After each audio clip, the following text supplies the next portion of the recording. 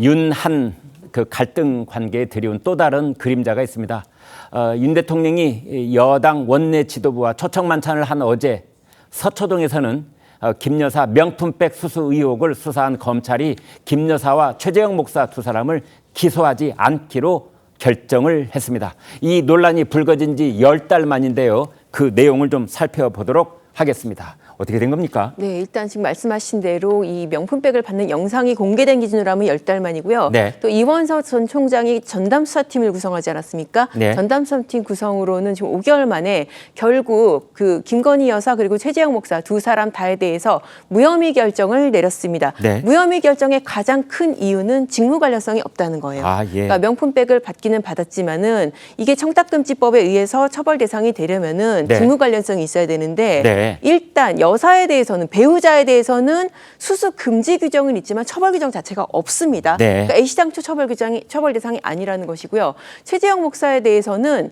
이게 지금 백을 주기는 줬지만은 본인이 지금 이 직무 관련성이 있다고 주장하는 사안들 있잖아요. 네. 뭐 이를테면 통일TV를 다시 송출시켜 달라든지 김창준 전 하원 의원 이 사람이 이제 사망 후에 국립묘지 안장이라든지 이런 사안들하고 직무 관련성을 찾을 수가 없다. 네. 그냥 여사를 만나기 위한 수단으로 이 백을 줬을 뿐이다라는 게 이제 주된 판단의 핵심이었었습니다. 네. 만나기 위한 만남의 과정 또는 만남을 이제 요청을 하고 수락하는 그런 어떤 매개물로서 존재하는 것이지 그게 뭐 청탁의 대가는 아니었다라고 하는 건데요. 검찰이 무혐의 처분하기로 한 결정적인 근거 방금 설명을 주셨습니다. 검찰에서 일체 다른 고려를 하지 않고 증거와 법리에 따라 결론을 냈다라고 설명을 했는데 그런데요. 이런 말도 했습니다. 국민의 법 감정에는 맞지 않는다. 그런 의견이 있을 수 있지만 법률가의 직업적 양심에 따라 내린 결론이다. 이제 그랬습니다. 윤기찬 위원장님, 법률가의 직업적 양심, 검찰이 내린 결정을 설명을 하면서 그런 용어를 쓴 걸 저는 처음 들어봤어요. 그렇죠. 굉장히 이례적이죠. 네. 그러니까 저 부분은 이제 국민적 법 감정에는 맞지 않는다는 것도 본인들이 알고 있다는 거고요. 네. 그렇지만 법 해석을 하는 본인들 직업적으로 볼 때 예. 이렇게 할 수밖에 없다. 그러니까 다소 아쉬운 감정을 드러낸 거일 수도 있어요. 네. 예를 들면 그 아쉬운 감정의 대상이 입법불비라는 거 얘기하고 싶었던 것 같아요. 네. 그러니까 공직자 배우자의 경우에는 청탁금지법 적용 대상이 사실은 적용 대상이지만 처벌금지 조항이 없거든요. 네. 이것은 입법불비이기 때문에 이 국민적 시각에서 볼 때 백을 받은 부분은 분명히 비판받아 마땅하죠. 네. 국민 감정인데 그것도 본인들이 알지만 그러나 법에는 그 처벌 조항이 없기 때문에 본인도 네. 어쩔 수 없이 지금 무혐의 처분할 수밖에 없다. 이런 취지의 말을 애둘러서 한 걸로 보이고요. 다만 이제 최재형 목사의 경우에는 물론 이제 김건희 여사에 대해서는 만장일치로 또 수사심의위원회에서도 권고 결정이 났기 때문에 무혐의 권고 결정이 특별히 고민을 많이 안 했을 것 같은데 최재형 목사의 경우는 고민을 좀 했을 것 같아요. 왜냐하면 수사심의위원회 권고 결정도 있고 기소 권고 또 하나는 그 법조항에 처벌할 수 있다는 조항이 있거든요. 네. 그런데 검찰은 이게 체계적 해석을 통해서 받은 사람을 처벌할 수 없는데 준 사람을 처벌할 수 있겠느냐. 그리고 이게 뭐 직무 관련성이나 대가성 없는 경우에는 처벌할 수가 없다라는 취지로 해석을 하는데 그것도 타당해 보이지만 법 문헌에 명백히 처벌하지 않는 배우자의 경우에 배우자에게 준 사람도 처벌된다는 조항이 있단 말이에요. 그래서 저 부분은 개인적으로 좀 아쉽게 생각합니다. 그러니까 최재형 목사의 경우에는 그런 불일치가 일어난다 하더라도 법을 문헌적으로 해석을 해서 최재형 목사를 기소하는 것이 그게 법률가의 양심이 아닐까. 저는 그렇게 해석을 합니다. 네. 그런데 윤 위원장님, 가령 이제 그 검찰이 직업적 양심이라는 말을 썼는데 앞으로 어떤 재판정에서 검찰에 반박하는 쪽에서 우리도 직업적 양심이 있다 이렇게 대들거나 또는 비웃거나 그런 사태가 벌어지면 어떡하죠? 그러니까 그 검찰이 얘기한 그 직업적 양심이라는 것이요. 네. 개인적인 소신이나 신조나 감정을 다 떠나서 네. 이게 법률가로서의 양심이라는 건 이 마음속에 있는 게 아니고 해석 기준인 거예요.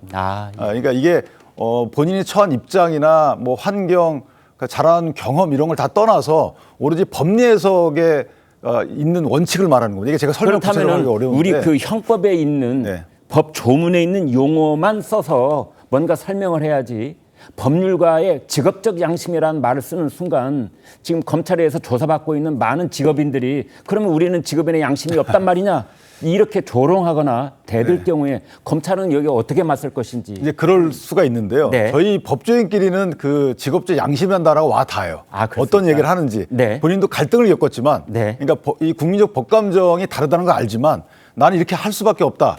이걸 얘기한 거거든요. 그러니까 일반적인 직업에 따른 직업적 양심, 의사로서의 직업적 이런 거하고 다른 거예요. 네, 의사로서의 직업적 양심으로 보면 어떻습니까? 우선은 의사들은 뭐 우리 편이든 내 편이든 뭐 정치의 양 진영에 상관없이 네. 무조건 환자가 있으면 치료해야 된다. 아. 전쟁 중에도 상대편도 치료한다는 그런 양심들이 있는 거잖아요. 네. 그런 부분에 있어서의 우리는 갈등을 생각하지 않고 환자 치료에만 전념한다라는 거기 때문에 법조인들이랑은 비슷한가요? 아니면은 좀 차이가 있는 건가요? 좀 정치적 메시지라고 저희는 교수님도 보입니다. 계시는데 교수님도 이제 교수님으로서의 또 직업적 양심이 있으실 텐데. 우리 이런 거 딴 건 아니고 학생들에 대해서 우리는 애정을 가져야 된다는 거 기본적으로 네. 돈을 안 받더라도 네. 교육적 양심이에요. 교육적 양심. 교육적 양심. 법률가의 양심이라는 건 교육적 양심이겠죠. 어느 직업마다 다 양심이 있겠죠. 근데 이 사안은 글쎄요, 이 검사가 어떤 마음으로 이런 얘기를 했는지 잘 모르겠어요. 저는 법조인이 아니겠지만 모르겠습니다만 상당한 고민이 배어 있는 것 같아요. 여러 가지 정치적인 고려도 있는 것 같기도 하고 말이죠. 네. 자, 야당은 특검을 통해서 정의를 되찾겠다 뭐 이렇게 벼르고 있습니다. 내일 국회 본회의에서 김건희 여사 특검법에 대한 재표결이 있긴 있습니다만 아무튼 유난 갈등이 최고조로 향하고 있는 모양새입니다. 특검법 표결 때 친한계에서 이탈표가 나온다면 얼마나 나올지 정치적으로 의미가 있는 그런 숫자가 나올지 아니면 108명이 이제 일치 단결해서 다 부결표를 던질지 또 이런 말도 있습니다. 부결표를 던지지 않더라도 국민의힘 의원이 12명이 본회의장에 불참을 하게 되면 그 기준이 되는 분모의 숫자가 달라지기 때문에 이제 통과 가능성이 커진다 이런 분석도 있는데 윤 위원장님 어떻게 예상하십니까? 일단 김건희 여사에 대한 그 특검법은 지금은 큰 의미가 없는 것이요. 네.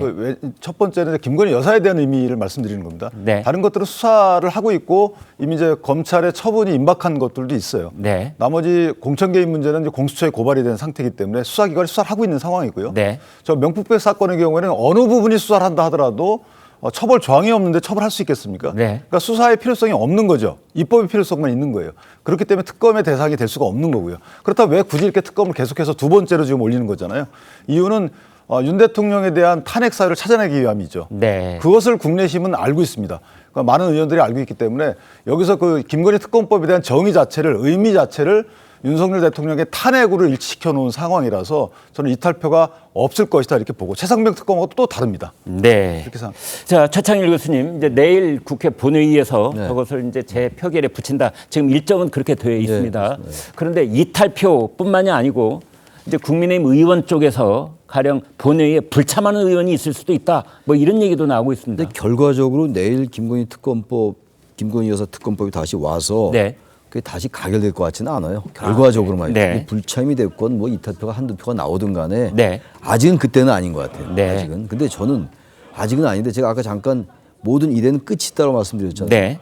지금 계속 이제 해병대원 특검도 그렇고 이 김건희 여사 특검도 그렇고 거의 도돌이표처럼 반복되고 있는 거 네. 아니겠습니까? 근데 지금 이제 여권 내에서 균열은 점점 심화되고 있는 상황이고 말이죠. 김건희 여사 특검이나 해병대원 특검 이 부분 좀 다르다고 했습니다만 많은 국민들은 이걸 하나의 패키지로 생각할 수 있어요. 네. 그렇기 때문에 이게 계속 이런 식으로 도돌이표가 되고 거부권 행사되고 이렇게 하다 보면은 제가 아까 법 왜곡죄 이런 것들이 잘못된 거라고 말씀드렸습니다만 네. 대통령의 이른바 제2요구권, 헌법 네. 53조에 있는 제2요구권도 과도히 행사하면 안 되는 거예요. 법이라는 건 절대로 예외적으로 사용되는 게 대단히 많아요. 네. 대통령에 대한 탄핵도 마찬가지고. 네. 너무 민주당이 탄핵을 거론하고 저는 그래서 썩 좋게 보지 않습니다만 네. 대통령의 제2요구권이 24번 되고 있다는 네. 거. 이것도 어제까지 24번. 어제까지 24번. 근데 예외적으로 행사되는 거라고 봐요. 어떤 혹자들은 방송에서 무슨 우주벨트가 200번, 300번 그런 예를 들면 안 돼요 지금. 네. 전 그런 얘기 하시는 분 그런 얘기 좀 자제했으면 좋겠어요. 네. 루즈벨트 대통령은 200번 뭐 했다라든지 거부권을 이런 얘기를 자꾸 하는데 그건 지금 전혀 본질이 아니고 그래서 대통령의 거부권의 행사도 한계가 있다면 저는 이게 내일은 당연히 부결될 가능성이 대단히 높습니다만 아마 부결될 거예요. 그런데 이게 비등점이라는 게 있다고요. 비등점이라는 게. 네. 그때까지는 어떻게 할 것인지. 게다가 대통령 임기의 반환점은 11월 10일입니다. 네. 여러 가지의 정책 환경은 바뀌거든요. 환경이 계속 가만히 있는 게 아니라고요. 정치 네. 구조상 환경들이. 이런 부분들을 대통령실이나 여권의 핵심들이 제대로 잘 성찰하고 있는지 그런 좀 우려가 있는 건 사실입니다. 예.